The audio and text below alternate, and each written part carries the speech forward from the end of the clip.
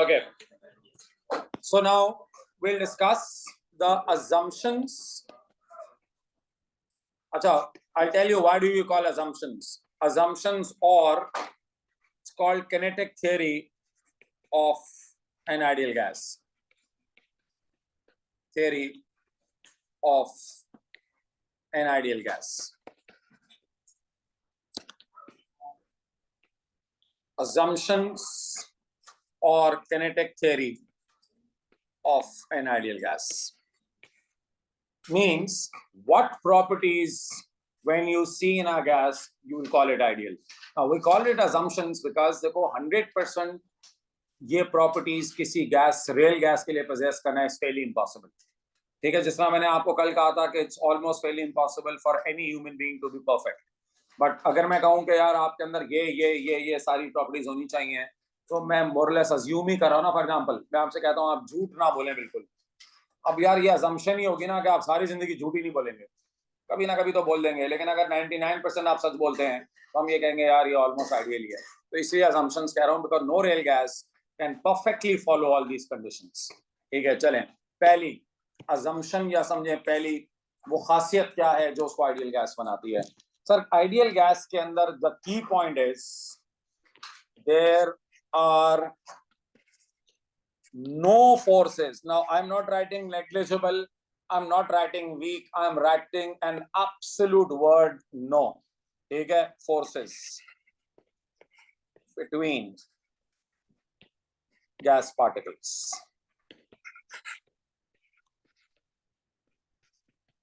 ठीक है, और in easiest possible intermolecular forces are zero. ठीक है, और simplest word में the intermolecular forces are zero.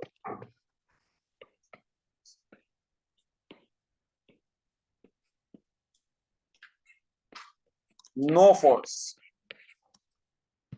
देखो real gases में ना there are weak forces. real gases के अंदर no force नहीं होती है, there are weak forces. अब आसान लफ्जों में मैं क्या कह रहा हूं, मैं कह रहा हूं जितनी कम फोर्स होगी ना उतना वो आइडियल के करीब होगा. यानी अगर दो गैसेस हैं, आप कहेंगे सर दोनों में से ज्यादा आइडियल के करीब कौन है, मैं कहूंगा जिसके अंदर फोर्स ज्यादा कम है. ये बिल्कुल ऐसे ही है, दो लोग हैं, मैं कहूंगा यार ज्यादा आइडियल कौन है, तुम कहोगे सर जो कम झूठ बोलता है. झूठ दोनों ही बोलते हैं. अब ऐसा नहीं होगा, real gases will always have some forces. ठीक है between, but the weaker the force the more closer they are to ideality. ठीक है, अच्छा अब सर अब जरा अब आपको याद दिलाएं तो मैं यहाँ पर एक नोट बता रहा हूँ. रियल गैसेस, ठीक है, real gases do have weak forces between molecules. ठीक है, बिटवीन पार्टिकल्स. तो अच्छा मैं पार्टिकल्स इसलिए प्रेफर करता हूं लिखना क्योंकि एटम्स भी तो हो सकते हैं ना गैस के. जिस तरह अगर कोई इनर्ट गैस है, ग्रुप 18 की गैस है, तो वो उसके अंदर एटम्स भी तो हो सकते हैं ना. ठीक है, सो पार्टिकल्स ब्रैकेट में लिख देता हूं मॉलिक्यूल को, यूजुअली मॉलिक्यूल्स होते हैं. So real gases do have weak forces between particles या मॉलिक्यूल्स. ठीक है, the weaker the force the more closer it is to ideality. The weaker the force, the closer it is to ideality. Ideality का मतलब being ideal. ठीक है, the closer it is to ideality. Do we get this? सबको समझ में आ रही है मेरी बात? अब जरा याद करो, हम ये पढ़कर आए हैं बॉन्डिंग के चैप्टर में कि वीकर फोर्सेस किसके अंदर होती थी.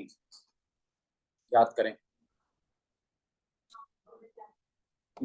एक तो याद है हमने कहा था जितना mr छोटा होगा और वो नॉन पोलर, तो non polar gases with smaller mr. ठीक है, अब देखो इसकी एग्जांपल लेते हैं. Example, under same conditions of temperature and pressure compare करना है हमें हाइड्रोजन को, वाटर को, इसको मीथेन को और अमोनिया को. एग्जांपल, पहले आपको यहां तक समझ में आ गया ये बात. चलो अब मैं कर क्या रहा हूं. Example, under same temperature conditions,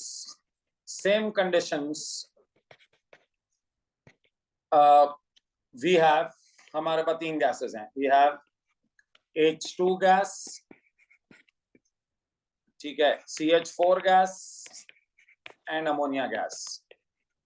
तीन हमारे पास हैं, ठीक है। Which gas is closest to ideality, ठीक है। Which gas is rather I would say closer, closest तो नहीं है ना, closure to ideality. Explain.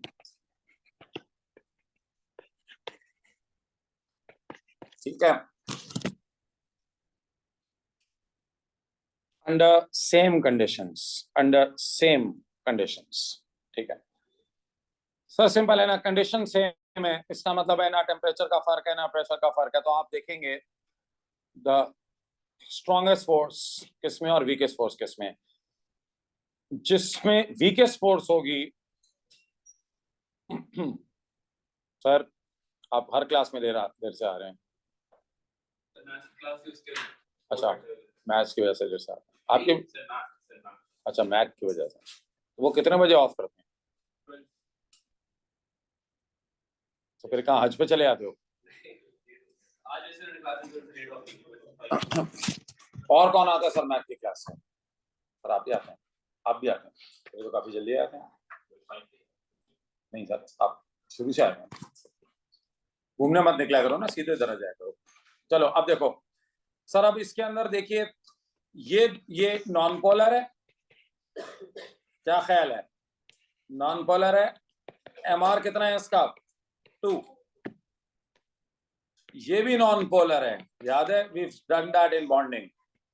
This is also non polar, इसका एमआर इज 16। सर अमोनिया तो पोलर भी है, इंपॉर्टेंट इसका एमआर भी है।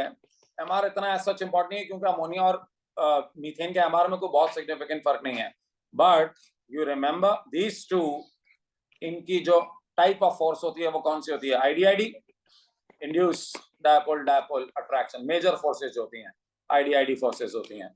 Sir but ammonia you remember hydrogen bond, ठीक है, हाइड्रोजन बॉन्ड एंड आईडीआईडी।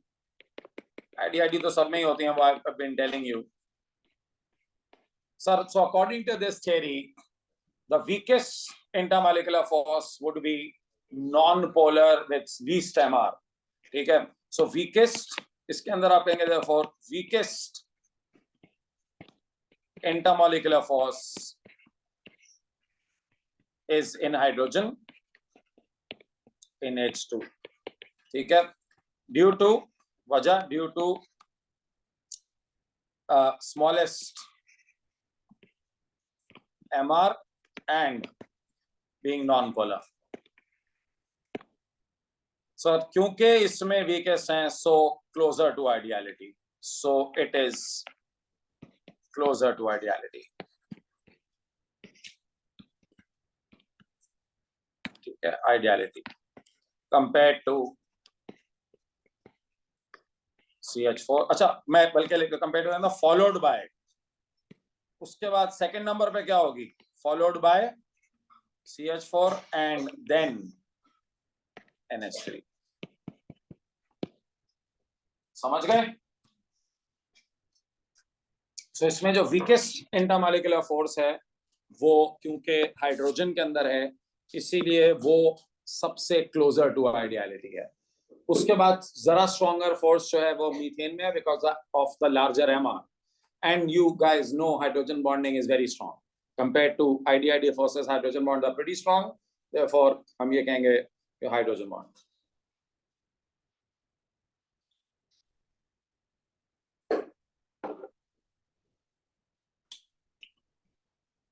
राइट, आगे चलें।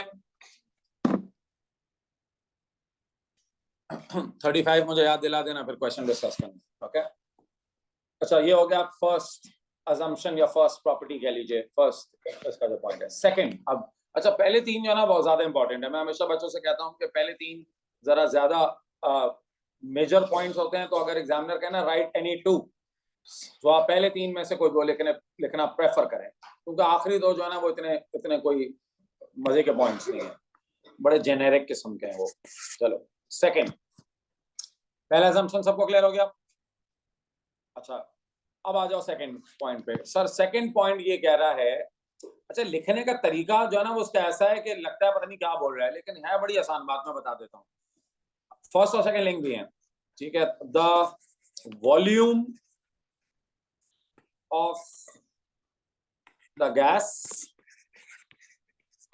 Is infinite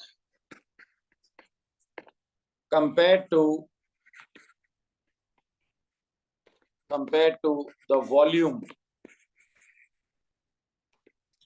of all gas particles.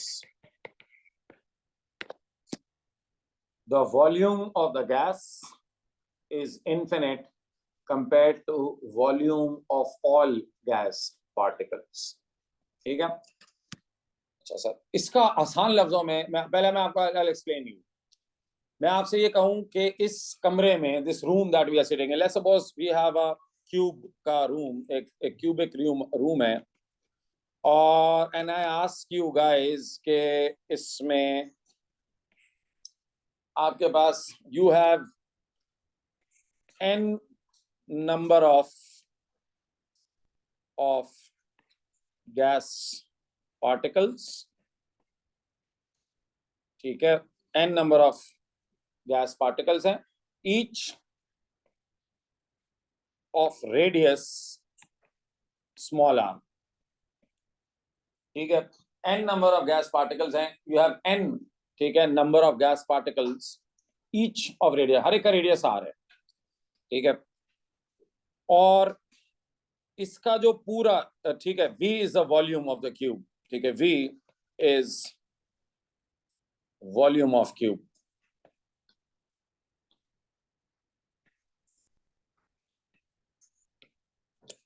और क्यूब, ठीक है। अब सर अगर मैं आपसे कहूंगा कि what is the volume of the gas, तो आप मुझे क्या कहेंगे? सो मैं क्या पता कह रहा हूं, जो वॉल्यूम ऑफ गैस है, वॉल्यूम ऑफ गैस, ठीक है, that is V is infinitely very large, infinitely large का मतलब very large, ठीक है, compared to volume of all gas particles, which means मैं in other words ये कह रहा हूं sir, volume of all gas particles आप कैसे निकालेंगे? अस्यूमिंग अगर गैस पार्टिकल जो है वो स्फेयर है, अच्छा ये हमें अज्यूम करना पड़ता है, ये हमारी समझो स्टैंडर्ड अजम्पशन है। So volume of gas particles अगर हैं तो n टाइम्स 1/3, क्या होता है स्फेयर के वॉल्यूम का फॉर्मूला? 4/3, सॉरी 1/3, 4/3 पाई r क्यूब। सो अगर एग्जामिनर आपसे कहेगा ना, देखें इसके अंदर ये एक पास पेपर का क्वेश्चन भी है, एक पास पेपर का सवाल भी है, उसने पास पेपर के क्वेश्चन के अंदर क्या किया हुआ है, आपको एक पार्टिकल का रेडियस दिया हुआ है, उसने आपको बताया हुआ है आई थिंक समथिंग नैनोमीटर्स का वो रेडियस है, उसने कहा radius of each particle is इतने nanometres and there are 2 moles, तो 2 मोल्स का मतलब है ट्वाइस ऑफ 6.02 into 10^23, तो आपके पास नंबर ऑफ पार्टिकल आ जाएंगे और आप उसको मल्टीप्लाई कर देंगे एक पार्टिकल के रेडियस से, रेडियस आप पुट कर देंगे वॉल्यूम से, एक पार्टिकल के वॉल्यूम कैसे निकलेगा? 4/3 पाई r क्यूब।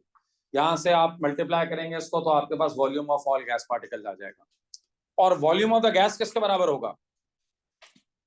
जो उस पूरे कंटेनर का वॉल्यूम है, कल बताया था ना मैंने आपको कि जो कंटेनर का वॉल्यूम होगा, ठीक है, वही वॉल्यूम ऑफ गैस पार्टिकल होगा। अब आप मुझे बताएं एक कॉमन सेंस यूज करके, मैं इस कमरे का वॉल्यूम निकालूं, अज्यूमिंग इसमें चेयर कुर्सियां वगैरह निकाल के, ठीक है, इस कमरे का निकालूं और इस कमरे में जितने भी एयर के पार्टिकल्स हैं उनको कंबाइन करके उनका वॉल्यूम निकालूं, तो क्या ख्याल है कितना फर्क होगा? सर सारे पार्टिकल्स आपको पता है ना नैनोमीटर्स के होते हैं, इतने छोटे छोटे से होते हैं, नजर भी नहीं आ रहे हैं इतने, तो सारे पार्टिकल्स को मैं ऐड भी कर दूंगा तो सारे पार्टिकल्स का जो टोटल वॉल्यूम आएगा वो ना होने के बराबर आएगा ना, compare to the volume of the gas. आप जब कंपैरिजन करेंगे ना तो आप देखेंगे, हम कहेंगे सर गैस का वॉल्यूम बहुत बड़ा है, ठीक है, कंपेयर टू सारे पार्टिकल्स का। कहना क्या चाह रहे हैं हम ये कह के कि यार गैस का वॉल्यूम बहुत ज्यादा है, इन्फिनिटली लार्ज है compare to the volume, what exactly are we trying to say? इसका मतलब क्या है, मतलब इसका मीनिंग इन द नटशेल क्या है कि गैस का वॉल्यूम बहुत बड़ा है पार्टिकल से? नहीं, इसका आसान मतलब ये है कि गैस के पार्टिकल्स फार अपार्ट हैं, क्योंकि जब फार अपार्ट होंगे तो तभी तो गैस का वॉल्यूम बहुत बड़ा आएगा। देखिए मैं आपको समझाता हूं। अब what I am trying to tell you, it actually means, इसका मतलब ये होता है, ये जो ऊपर पॉइंट है ना, मैंने अभी मैंने लिखा है, ठीक है, means particles are far apart. मैं अभी समझा देता हूँ how it mean, like means particles are far apart. Sir ये जितने फार अपार्ट होंगे ना उतना वो आइडियल बिहेवियर शो करेगा, और जितने पार्टिकल्स करीब करीब होंगे ना वो लेस आइडियल बिहेवियर शो करेगा। चले मैं आपको इसकी मिसाल दे देता हूं।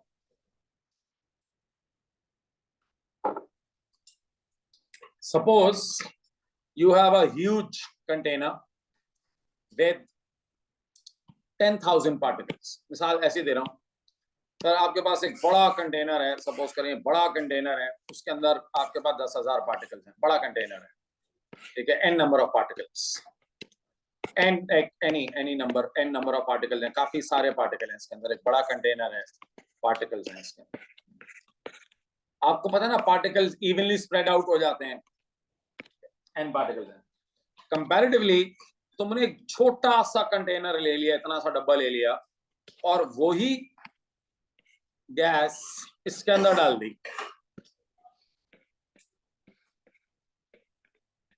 ठीक है, इसमें भी n पार्टिकल्स,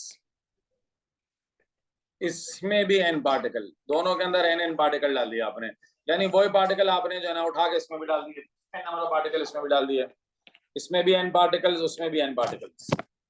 अब आप मुझे एक बात बताइए, जो पीछे assumption हमने लिखी थी वो ज्यादा एप्लीकेबल किस पे है, इस पे या इस पे?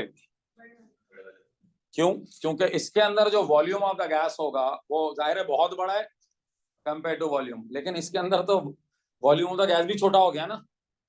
क्यों छोटा हो गया? कंटेनर छोटा हो गया, जो कंटेनर का वॉल्यूम होता है वही गैस का वॉल्यूम होता है। तो इसका मतलब ये कि अब मैं ये नहीं कह सकता कि volume of the gas is infinitely large, infinite compare to the volume of all the particles. और ये मैं क्यों नहीं कह सकता? क्योंकि करीब करीब आ गए ना, ठीक है।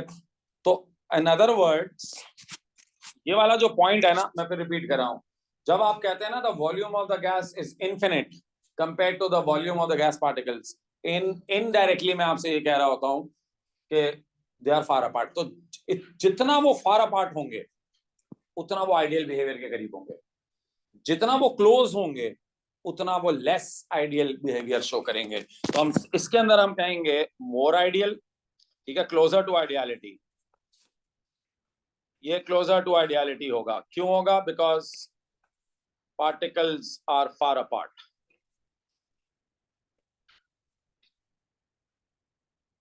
अच्छा, ठीक है, तो फर्स्ट वाला कंटेनर जो है वो क्लोजर टू आइडियलिटी होगा बिकॉज इसमें पार्टिकल फार अपार्ट है। अच्छा, अब आप कहेंगे सर लेकिन इसका आइडियलिटी से क्या ताल्लुक? इसका पॉइंट नंबर 1 से ताल्लुक है। Point number 2 is link two point number 1। Sir मुझे एक बात बताइए, आपके ख्याल में पार्टिकल्स के बीच में स्ट्रॉन्गर फोर्सेस कब होंगी? छोटे कंटेनर में या बड़े कंटेनर में? छोटे में ना, जितना करीब होते हैं पार्टिकल्स उतनी फोर्स ज्यादा होती है ना। सो एक्चुअली आप अगर समझे point 2 is linked with point 1, the further away they are, the stronger, the lesser, the weaker the forces, the weaker the forces, the more closer it is to ideality, ठीक है। So actually ये second point और first point linked है, आपको लग नहीं रहा बड़ी लिंक्ड है। तो इसके अंदर बेसिकली क्या होता है, जितने वो दूर दूर होंगे the forces are also weak, the weaker the forces the more closer they are to ideality. जितने वो करीब करीब होंगे ना पार्टिकल्स, उनकी फोर्सेस भी स्ट्रांग होंगी, ठीक है। और जब फोर्सेस स्ट्रांग होंगी तो जाहिर है they are away from ideality, ठीक है। याद है ना, कल की मैंने रिकॉर्डिंग भेजी थी, अभी इसकी भेज दूं।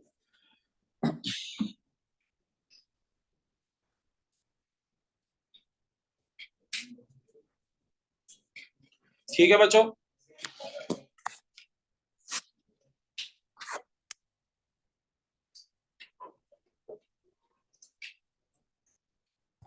चलो, ये 2 पॉइंट ज्यादा समझाने वाले होते हैं, बाकी अगले 3 पॉइंट, अगला तो इतना आसान, मतलब उसको ज्यादा एलैबोरेट करने की जरूरत नहीं होती। ठीक है सर, तो अभी तक हमने 2 बातें क्या सीखी?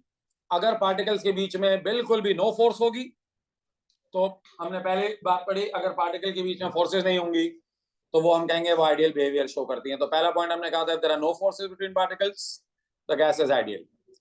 मैंने आपको लेकिन बताया था रियल गैसेस के अंदर फोर्सेस होती हैं।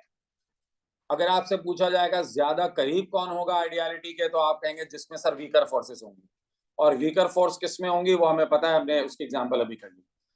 दूसरा मैंने आपको पॉइंट बताया कि जितना हम ये कहते हैं the volume of the gas is infinite compare to the volume of all gas particles. आसान लफ्जों में मैंने आपको ये कहा कि जितना कंटेनर बड़ा होगा, उसका जाहिर है कंटेनर का वॉल्यूम बड़ा होने का तो गैस का वॉल्यूम बड़ा होगा, ज्यादा होगा, और गैस पार्टिकल्स का वॉल्यूम उसके मुकाबले में बहुत छोटा होगा, तो वो आइडियल के करीब होगा। जितना कंटेनर छोटा होगा, मतलब आपका गैस का वॉल्यूम छोटा होगा, तो हम ये कहेंगे, फिर आप इन्फिनिटली लार्ज नहीं कह सकते, ठीक है, तो वो आइडियलिटी से दूर होंगी। सही है? ऐसा तो पॉसिबल है नहीं, किसी गैस को नहीं, ये तो पॉसिबल है। आइडियल तो होती, मैंने कहा ना, no gas in real life is ideal, it can come closer to ideality, it can go away from ideality, ठीक है, like no human being in real life is ideal, ठीक है। ये कल आप वाला सवाल का मैंने क्या कहा था कि जब तक कंपैरिजन नहीं होगा, कंपेयर, फिर कैसे पता चलेगा कितना दूर है कितना करीब है? अब तुम कितनी अच्छी हो ये कैसे पता चलेगा? कंपेयर करोगे ना किसी चीज से, तो जब तक रूल्स ले डाउन नहीं करोगे तब तक कंपैरिजन नहीं होगा। चलो आगे बढ़ो, थर्ड पॉइंट, नेक्स्ट सर, ये वाला अगर आप सब फिजिक्स के स्टूडेंट हैं तो मेरे लिखते ही आपको समझ में आ जाएगा कि मैं क्या कह रहा हूं। द कोलिजन्स पढ़ लिया, डायनेमिक्स सबने, मोमेंटम पढ़ लिया है, इलास्टिक एंड इलास्टिक कोलिजन पढ़ ली है, बस तो आपको समझ में आ जाना चाहिए। The collisions between gas particles and with the walls of container are perfectly elastic, are perfectly elastic. Sir जरा बताइए, आप माशाल्लाह फिजिक्स के स्टूडेंट है, what are perfectly elastic collisions? No change in kinetic energy of the system and no change in momentum of the system. The total momentum and the total kinetic energy is conserved. ये ideal concept है कि वो टकराते रहते हैं ना एक दूसरे से, तो जितनी काइनेटिक एनर्जी एक की कम होती है दूसरे की उतनी ही बढ़ जाती है, जितना मोमेंटम एक का कम होता है दूसरे का उतना ही बढ़ जाता है, जो नेट चेंज आता है वो जीरो होता है। आप कहते हैं ना टोटल मोमेंटम चेंज होगा ना टोटल काइनेटिक एनर्जी चेंज होगी, लेकिन रियल गैसेस में थोड़ा थोड़ा चेंज आता है।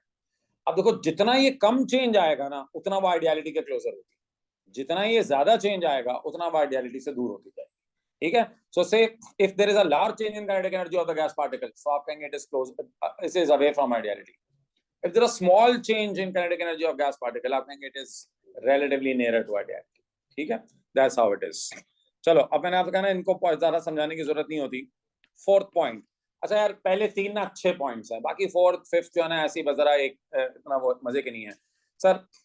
The mean kinetic energy of gas particles, mean kinetic energy of gas particles is directly proportional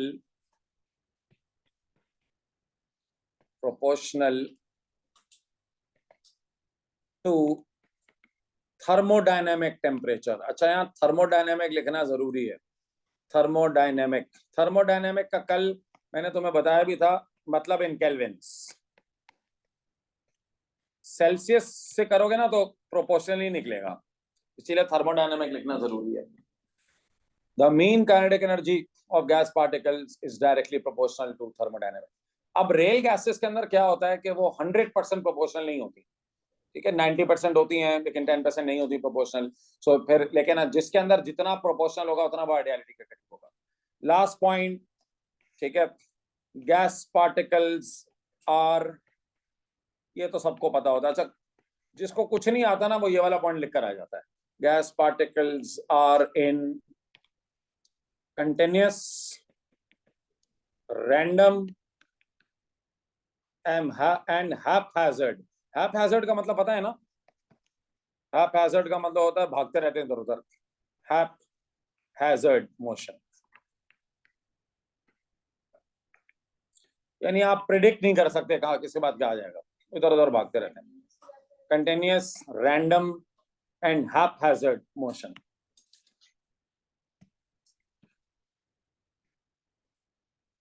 ठीक हो गया भाई, चलें बस ये 5 पॉइंट्स बहुत है। वैसे तो एक और भी दे सकते हैं but too minor to write. So I would suggest कि आप इन 5 में से ना पहले 3 पॉइंट्स अच्छी तरह याद कर लें, बाकी 2 भी हैं लेकिन पहले 3 पॉइंट जरा सिग्निफिकेंटली इंपॉर्टेंट पॉइंट्स हैं। ठीक है भाई, सबको किनेटिक थ्योरी असम्पशन समझ में आ गई। तो वो गैस, अब इसको पूरे को जरा एक जगह फिट इन कर लेना कॉन्सेप्ट को। वो गैस जो ये 5 प्रॉपर्टी शो करती है, ठीक है, वो गैस लॉज भी ओबे करती है, ठीक है, किसी भी कंडीशन पे, तो उसको हम कहते हैं आइडियल गैस। बट एक्चुअली कोई रियल गैस 100% ये सारे प्रॉपर्टीज पोजेस नहीं करती। हाँ, लेकिन यह है कि कुछ जरा करीब ज्यादा करती हैं, तो वो हम कहते हैं क्लोजर टू आइडियलिटी। सही हो गया। अच्छा, अब एक आखिरी चीज बता दूं, फिर हम क्वेश्चन डिस्कस कर लेते हैं इस पे। इसमें बच्चों 2 कंडीशंस हैं जिसपे कोई भी रियल गैस ज्यादा क्लोजर होती है टू आइडियलिटी। ठीक है, कंडीशंस, ठीक है, conditions eight which a real gas is closer to ideality.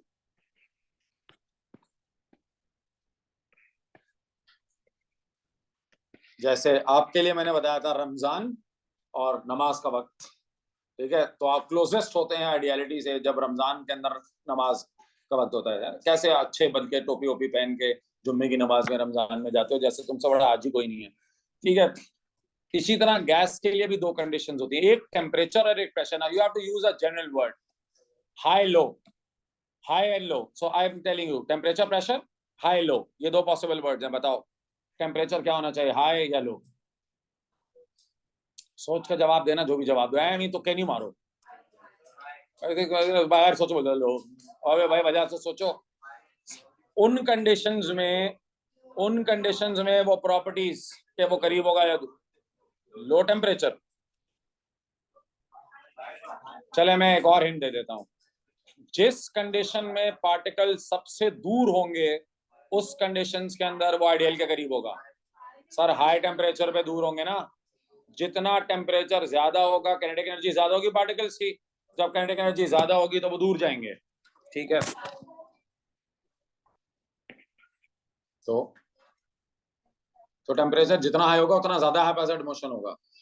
हाँ मतलब सब लिंक्ड ही है ना, सारे कोरिलेटेड हैं। So sir high temperature, because high temperature पे पार्टिकल्स की काइनेटिक एनर्जी ज्यादा होती है, they can move further apart, the further they are, ठीक है, the more closer it is to ideality. एक बात, अभी दूसरा रहेगा फिर कंबाइन करके लिखते हैं।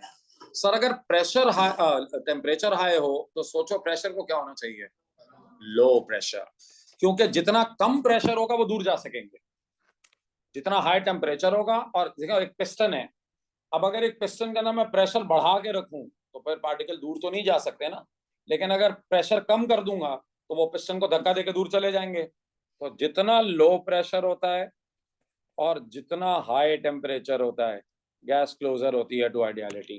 ठीक है, because particles are further away,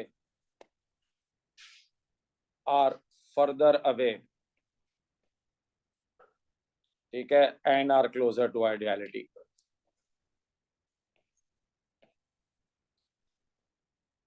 तो इन 2 कंडीशंस के अंदर अगर आप किसी भी गैस का टेम्परेचर हाई कर दें और प्रेशर लो कर दें तो हम ये कहते हैं they are closer to ideality. यहाँ तक समझ में आ गई सबको बात? 500 पॉइंट्स क्लियर है? Okay, how many questions do you have to ask? पहले मुझे टाइम कितना हमें चाहिए होगा, कितने सवाल पूछने हैं आपको? 3-4 जो होमवर्क दिया था मैंने, 3-4 हैं। ठीक है, so let's stop our recording here and then discuss those questions.